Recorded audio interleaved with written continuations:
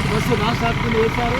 మరి ఈ బస్సును మొత్తం కూడా పరిశీలిస్తే లోపల సీట్లు కానీ మరి ఏ రకమైనటువంటి శుభ్రత లేని పరిస్థితి, మొత్తం కూడా ఖర్చుతో ఉంటున్న పరిస్థితి. అంటే ఈరోజు రాష్ట్ర ప్రభుత్వము చేపట్టినటువంటి ఉచిత బస్సు వలన మరి నాన్ స్టాప్ బస్సు వేశారు. మరి ఆ రకంగా కూడా ప్రజలపైన రవాణా ఛార్జీలు పెంచి మరి కనీసం ప్రజలకు ఆరోగ్యం లేని బస్సు రోజు చేయడం డిఎం గారి నిర్లక్ష్య వైఖరిది. అందుకనే మేము సిపిఎం లిబరేషన్ పార్టీగా తక్షణమే డిఎం గారికి మేము హెచ్చరిస్తూ ఉన్నాం. నిజంగా ఈరోజు ప్రజలకు రక్షణ లేని పరిస్థితి మీరు చేస్తూ ఉన్నారు. అంటు రోగాలను పడే పరిస్థితి మనకు కనపడతా ఉంది. డస్ట్ ఉండి ఈరోజు మొత్తం బస్సుల కల్లా మహిళలకు కానీ రకమైన పురుషులకు కూడా డస్ట్ వచ్చే పరిస్థితి మనం గమనిస్తూ ఉన్నాం.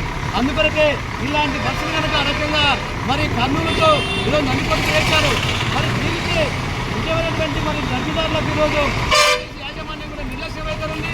తక్షణమే మంచి సర్వీసులు అందించాలని చెప్పేసి మేము డిమాండ్ చేస్తూ ఇదే బస్సులను రకంగా కొనసాగితే సిపిఎం లిబరేషన్ పార్టీ ఆధ్వర్యంలో ఈ బస్సులను కూడా స్తంభింపజేస్తామని చెప్పి హెచ్చరిస్తూ నా పేరు Pikkili Venkateswarlu, CPM liberation party జిల్లా కార్యదర్శి. నాతో పాటు ఈ కార్యక్రమంలో జిల్లా నాయకులు తాడేపల్లి సామన్న, రైతు సంఘం నాయకులు కృష్ణ, మరియు జిల్లా నాయకులు నరసింహులు, మహిళా నాయకులు ఎస్బీబీ, ముట్టుజాబీ గారి కార్యక్రమంలో పాల్గొన్నారు.